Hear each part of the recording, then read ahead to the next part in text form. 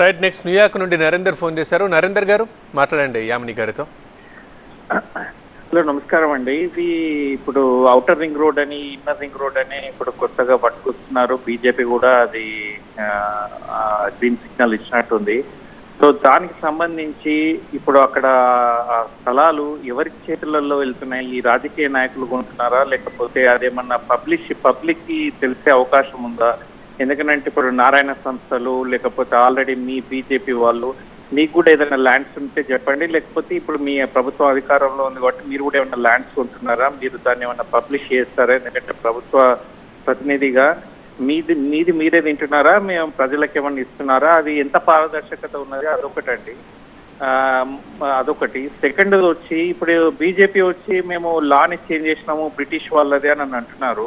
ఈ పోలీసులు జడ్జిలే అమ్ముడు పోయిన తర్వాత మీరు కొత్త లాలు పట్టుకొచ్చి మేము బ్రిటిష్ లాలను వదిలేసినాము అని అంటే దానివల్ల లాభం లేదండి. ఎందుకంటే పూణేలో వాళ్ళు ఏం చేశారు, ఇది పిజ్జాలు పట్టుకొచ్చి మద్యం లిక్కర్ది ఆల్కహాల్ లెవెల్స్ తగ్గడానికి పిజ్జాలు పట్టుకొచ్చిందట. జడ్జి ఉండి 3000 ఎస్ఏ రాయమన్నారట. మీరు కొత్త లాలు పట్టుకొచ్చి ఏం లాభం అండి? ఇచ్చేటోడు మంచిగా చేయకపోతే ఇప్పుడు వైద్యం దగ్గర పోతే కాళ్ళకి ఇవ్వాల్సింది కళ్ళకి వేసిండట వైద్యం. అట్లున్నది మీ కథ. సో దానికి సంబంధించి ఏదన్నా మీ దగ్గర తెలివితేటలు కానీ ఏమన్నా కొత్త వాడే తెలివితేటలు ఏమన్నా ఉన్నాయా ఈ తగ్గడానికి? అది చెప్పండి. రైట్ నరేందర్ గారు.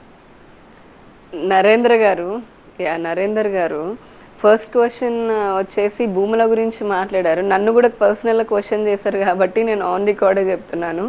నాకు అమరావతి కాదు కదా, ఈ చుట్టుపక్కల జిల్లాలో ఎక్కడ కూడా సెంటు భూమి లేదు.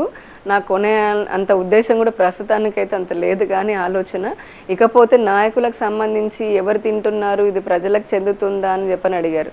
అయ్యా ఒకసారి ఔటర్ రింగ్ రోడ్లు, ఇన్నర్ రింగ్ రోడ్ల గురించి మరి మీరు ఫారిన్లో ఉంటున్నారు అని చెప్పని అన్నారు. అక్కడ రోడ్లు చూసే ఉండుంటారు, మీకు ఎక్స్ప్రెస్ వేలనే ఉంటాయి. ఇక్కడ హైదరాబాద్లో మీరు చూసి ఉంటే కనుక ఓఆర్ఆర్ కూడా ఉంది, మీరు ఎక్కే ఉండుంటారు దానిపైన సహజంగా.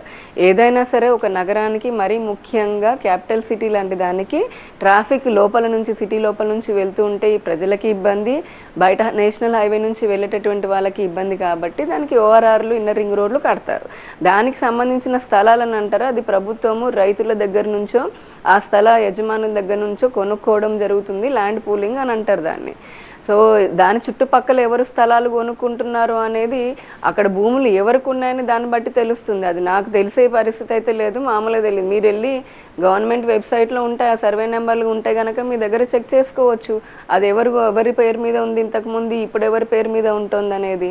ఎవ్రీథింగ్ ఈజ్ లైక్ వైటే ఉంటుంది, ఆన్ రికార్డ్ ఉంటుంది. కాబట్టి ఇటువంటి అనవసరమైనటువంటి పిచ్చి పిచ్చి సందేహాలు మీరు పెట్టుకొని జనాలకు క్రియేట్ చేయాల్సిన అవసరం లేదు. రెండో క్వశ్చన్ వచ్చేసి మీరు న్యాయ శాస్త్రానికి మొన్న సంబంధించిన బిల్లుల గురించి మాట్లాడారు. అవును, 150 సంవత్సరాల నుంచి అంటే స్వాతంత్రం వచ్చి ఇంకా 75 సంవత్సరాలు అయినా సరే అంతకుముందు గతంలో 65 ఏళ్ళు పాలించిన కాంగ్రెస్ ప్రభుత్వానికి ఏం చిత్తశుద్ధి లేదు, కనీసం వాళ్ళకి ఆలోచన లేదు. శరవేగంగా కాలం మారుతుంది, మనుషుల ఆలోచనలు మారుతున్నాయి, అలవాట్లు మారుతున్నాయి. అలాంటప్పుడు చట్టాలు కూడా మారాలి అని చెప్పని ఆలోచన లేకుండా అదే కంటిన్యూ చేస్తూ వచ్చారు. ఇప్పుడు న్యాయ వ్యవస్థలో ఎన్నో ఏళ్ళుగా కేంద్ర ప్రభుత్వం, బీజేపీ, భారతీయ జనతా పార్టీ ప్రభుత్వం కూడా న్యాయ వ్యవస్థలో ఉన్న లోపాలపైన ఎన్నో రోజుల నుంచి పోరాడుతూనే ఉంది. ఉదాహరణ సుప్రీంకోర్టు కొలీజియం గురించి కానీ రకరకాల ఇష్యూస్లో కూడా దాన్ని సరి చేసుకోవాలనడానికి ఒక స్టార్టింగ్ స్టెప్ 150 సంవత్సరాల నుంచి పెండింగ్లో ఉన్నటువంటి, అంటే అప్పటి నుంచి ఉన్నటువంటిది ఇప్పుడు ముందు మార్చారు. మీరు అన్నట్టు కరెక్ట్, పోలీస్ వ్యవస్థలో కూడా చాలా మార్పు రావాలి. పోలీసులు అందరూ మంచివారు కాదు, అలానే అందరూ చెడ్డవారు కాదు. జడ్జిల్లో కూడా నిజంగానే కొంతమంది ఇబ్బందిగా అంటే సరైన న్యాయం అందించేవారు లేకపోవచ్చు.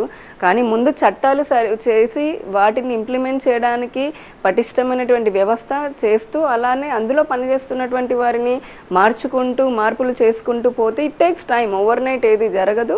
ఇప్పుడు ఇది ఒక మంచి ముందు అడుగు పడింది. ఈ 3 న్యాయశాస్త్రాల గురించి మహిళలకి, మరి ముఖ్యంగా చిన్నపిల్లలకి, పీడితులు ఎవరైతే ఉన్నారో వారందరికీ కూడా సత్వర న్యాయం జరగడానికి ఉంటుంది. న్యాయం అందరికీ సమానంగా జరగాలి అని చెప్పని ఈ చట్టం కూడా, కొత్త చట్టాలు చెప్తున్నాయి. మీరు అనుకున్నట్టే జరగాలని కూడా మేము కూడా కోరుకుంటున్నాము. త్వరలోనే అన్నీ మారుతాయి. మారేలా కూడా భారతీయ జనతా పార్టీ ఎన్డీఏ ప్రభుత్వం కృషి చేస్తుంది.